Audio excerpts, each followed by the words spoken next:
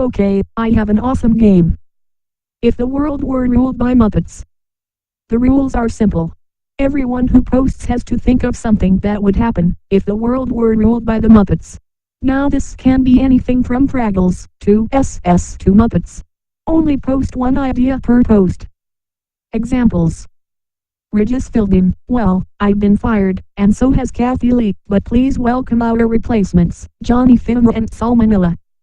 Oprah, the title of my show is now changed to The Miss Piggy Show.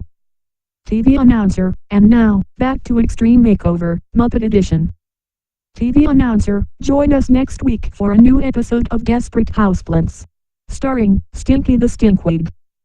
TV announcer, tune in tomorrow night for the premiere episode of the new Muppet Show. TV announcer, and now back to the A&E biography, The Great Gonzo. Pretty simple. Let me know what you think. I like it. Prawny.